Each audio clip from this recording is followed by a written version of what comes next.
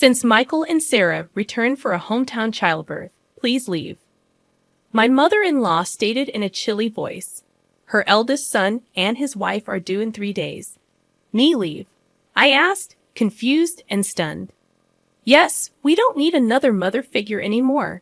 You've been redundant for a while now. Michael and his family will be living here, so make sure you're out by tomorrow, she continued.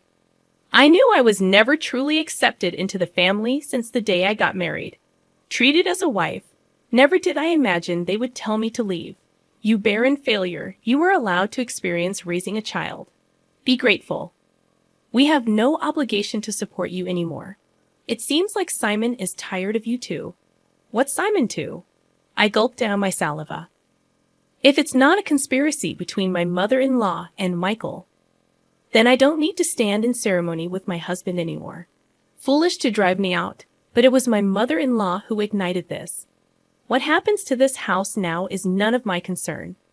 May they face the reality they have ignored squarely. Personally, I'm Anna Thompson, 45 years old, living with my husband and mother-in-law in a popular area close to the station.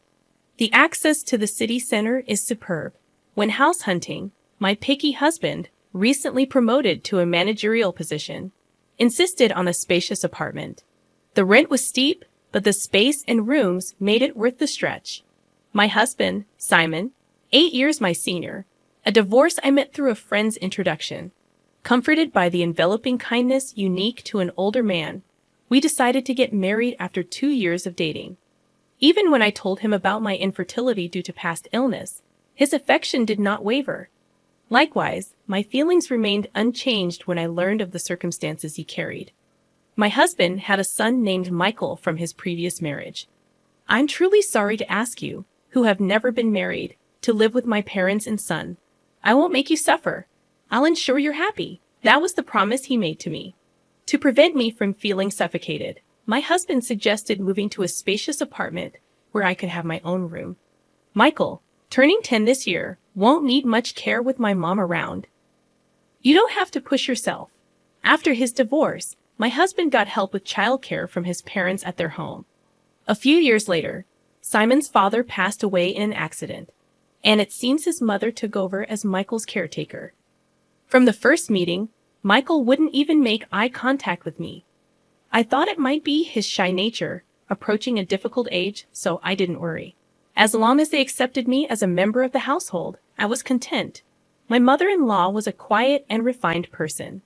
When I visited to formally introduce myself after our engagement, she treated me with such politeness that I thought we would get along fine living together.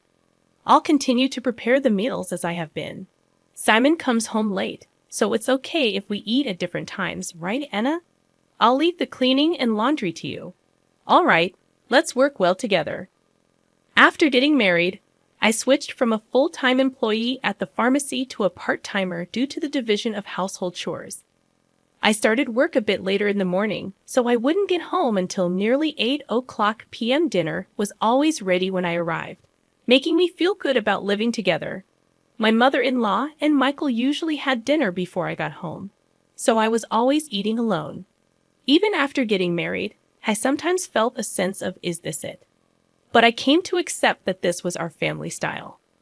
From the beginning, my mother-in-law never really liked me and didn't consider me part of the family at all. Michael, the school's activity day is before summer, right? When is it? We're all going to see you. Sometime after getting married, I tried to break the ice with Michael, who still hadn't warmed up to me. No, I mean, as Michael faltered, my mother-in-law interjected, we'll go there, just Simon and me. Anna, you don't need to worry about it. I misunderstood her words, thinking she was just being considerate. I can get the day off work. Let's all go together. You don't need that. You're Simon's wife. And mixed family has always been just Simon and me. I was quite shocked when I brought it up with my husband at night. He said, Mom's been clinging to Michael. She probably thinks you're trying to take him away. I'll talk to her eventually. I began to join as a mother at the activity day, but Michael and I rarely spent any time together outside of school events. Sometimes I could tell Michael wanted to say something, but my mother-in-law always cut in between us. I later found out that she had been bad-mouthing me to Michael. Anna said she could be happy with Simon if Michael weren't around. She's a terrible person. Dad must be deceived by her too. If a boy in his formative years hears such things, it wouldn't be strange for him to distrust me. It was a sickening story, but at that time, I hadn't imagined that my mother-in-law could do such a thing. After graduating high school, Michael immediately moved in with his girlfriend and left home. As soon as he started college, a year after he started working, he married her without a ceremony. Once Michael moved out, my mother-in-law surprisingly stopped doing housework altogether. Instead, it seemed that picking on me had become her sole entertainment. She stopped cooking, which she used to do before, and now just sits at the dining table waiting for me to come home. Without a moment to sit down, I would stand in the kitchen and prepare dinner. You're really inefficient. At this rate, it'll take you all night. I was never good at cooking, partly because I had always relied on my mother-in-law to prepare the meals. Whenever I did manage to cook, she would taste each dish and invariably complain, "This tastes awful. I'm sorry, I'm trying my best." You're astonishingly tone-deaf when it comes to flavors, Anna. It's a good thing Michael never had to eat this. How terrible. If she thought so, she might as well make it herself. But it seemed she just wanted to complain to me. Not just about the meals, but she started nitpicking everything from the cleaning I never used to do to the laundry. Why are there so many wrinkles on the laundry? You have to vacuum every nook and cranny. You really can't do anything right. Didn't your family teach you anything? With that, my mother-in-law sighed while looking at me being belittled. Even about my family, I clenched my fists in frustration. I don't know how you won over Simon, but I can't see much charm in you as a woman. And she always concluded with the same line, "If you hadn't come, Michael would have never left." I understood that there was a gaping hole in her heart since Michael had left. Maybe it was what they call empty nest syndrome. If taking it out on me made her feel better, that's what I told myself to endure it. But her bullying took on new energy after a certain event. That event was the pregnancy announcement from Michael's wife, Sarah. The joy my mother-in-law exhibited was unlike anything I had seen before. It's Michael's baby.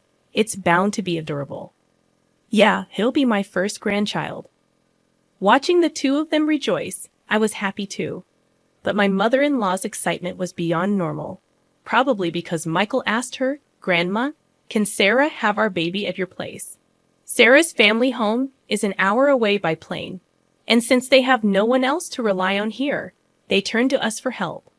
Of course, my mother-in-law wouldn't dream of turning down Michael's request. The phone calls from Michael started to become frequent, and her excitement went through the roof. The next day after getting the news, she started preparing enthusiastically. From cleaning out Michael's room to preparing the bedding and making a list of baby items, it was like she had great-grandchild fever. Naturally, I had to get involved too. When I returned from work, Anna, I vacuumed Michael's room. So you need to wipe the floors and the windows and please wax them too. This weekend we're going to the department store to look at baby cribs.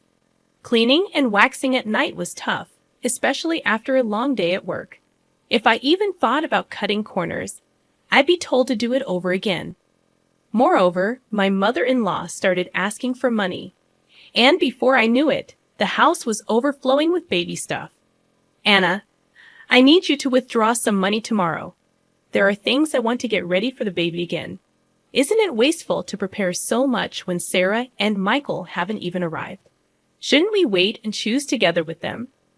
I had wanted to meet my mother-in-law's requests, but I was troubled by the relentless spending. How can you be so cold? It's Simon's grandchild. Oh, that's right. You're not related to Michael by blood. You don't care, do you? That's not true. Please don't say that. I just thought Sarah might want to pick things out herself. When do you want to choose things for your own child? Perhaps because I was making a valid point, my mother-in-law glared at me sharply. I immediately thought I had gone too far, but it was too late. Without a word, my mother-in-law went back to her room looking upset. I did reflect on it, but I was also shocked to be spoken about in such a way regarding Michael. The next morning, my mother-in-law didn't come out of her room, perhaps still angry.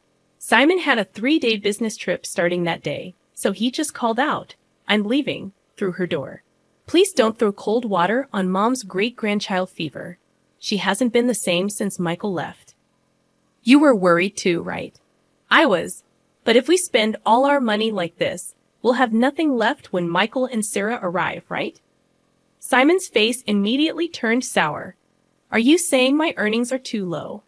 That's not what I'm saying at all, Simon just said, "Fine," and left with a look of dissatisfaction. Discussions about money always end up like this.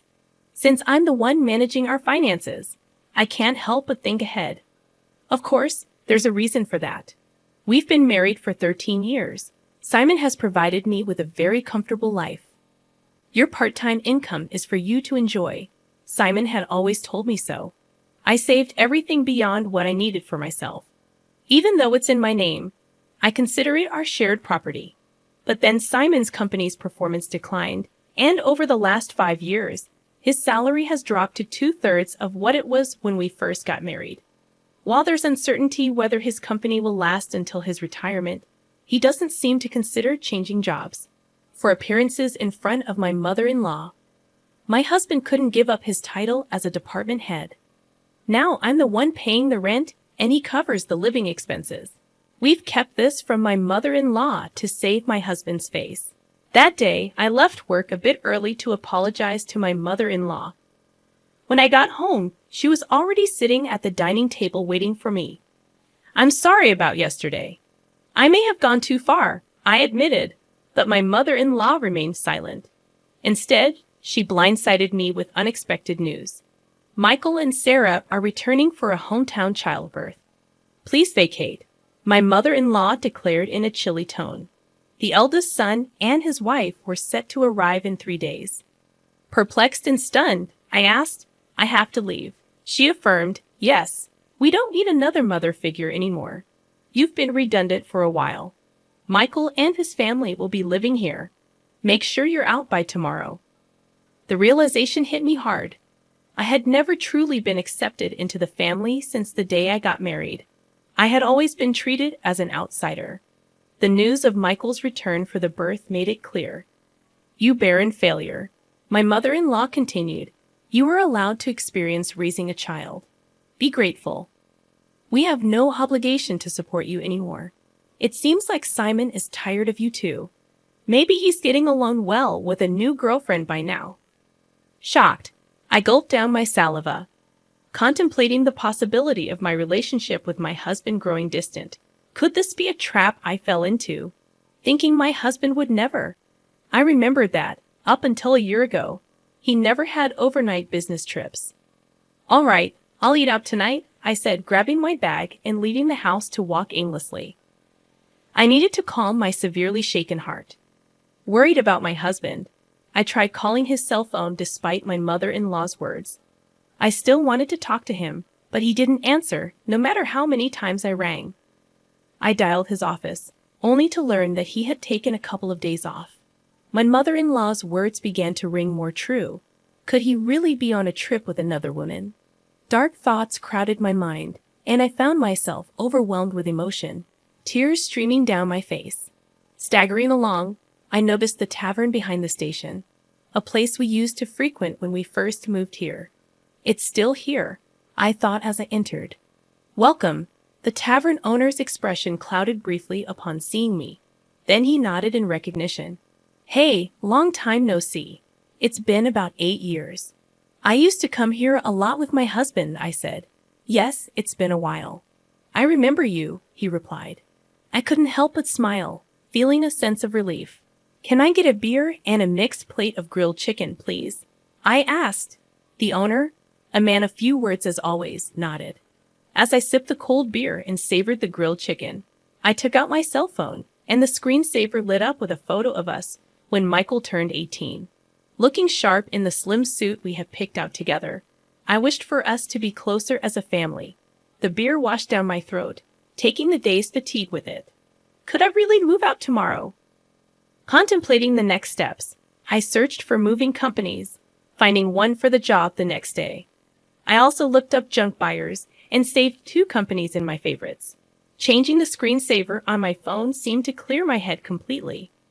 The beer and grilled chicken tasted exceptional. I decided to think about everything once I got home. Walking away from the tavern, I was called from behind. A young waitress from the tavern was running towards me. "Excuse me, are you Mrs. Thompson? I noticed the screensaver on your phone," she said. Confirming my identity, she dropped a bombshell. My husband was having an affair with one of their employees. We exchanged contact information, and she promised to keep me informed. My mother-in-law's words appeared to be true. Instead of sadness, a fierce anger welled up within me. It was time to confront this head-on. Booking an appointment with a moving company, I resolved to move out that day. If it wasn't a conspiracy, and my mother-in-law and Michael were truly involved, then I no longer needed to honor my husband. Returning home, I packed my belongings until midnight. Without hesitation, the moving company arrived on time, and I made it clear that I was leaving. As requested, they took everything I had bought, erasing every trace of my presence. My mother-in-law panicked, but I was resolute. "I'm taking everything I bought. You can start a completely new life tomorrow," I declared, suppressing a laugh. Ignoring her protests, I proceeded to have everything taken out. My mother-in-law complained loudly to the movers, but there was nothing she could do. The only items left in the house were piles of baby gear and her old dresser from before the marriage. "Well then, I bid you farewell. There should be no trace of me left, so enjoy your life with Simon, Michael, and his family," I declared, leaving her sitting there stunned. Placing the keys on the table, I exited the room. The movers held onto my things for a while, and I decided to stay with a single colleague for some time. Feeling a sense of completion, I slept soundly that night. A week later, I finally heard from my husband. I wondered if he was scheming with that other woman. While my husband was dragging his feet, I received a call from the young woman at the tavern. "Got a good shot, so I'll send it to you." In the photo, my husband was chatting up a not-so-young woman at the tavern. Maybe out of a sense of justice, the young woman must have followed them after they closed. There was also a photo attached of the two entering a hotel. Even in such times, the cheating continues, I thought, and any last bit of affection I had for my husband dissipated. I asked for the woman's name and had her address looked up. The next day, armed with all the evidence of the affair, my husband called. "Anna, where are you? Michael and his family are here too. Aren't you going to come home soon?" "No, I'm not coming back. Your mom told me to leave. I'm done here. Michael and his family are going to live with you now, right?" I knew it.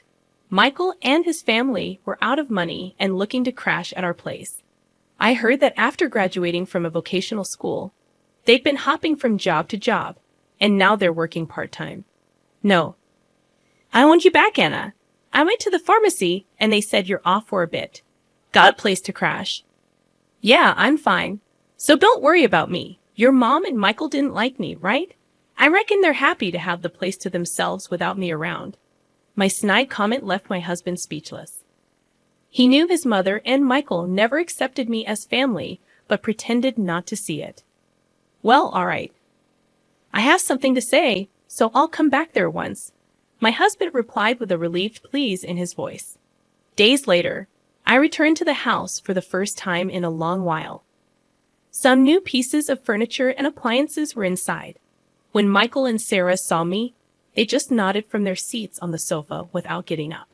As I took a seat, my mother-in-law glared at me with a scary look on her face. The atmosphere was tense, and just as I thought to get things done and leave quickly, Michael spoke up. "What are you doing here? You took everything from the house. What kind of monster does that?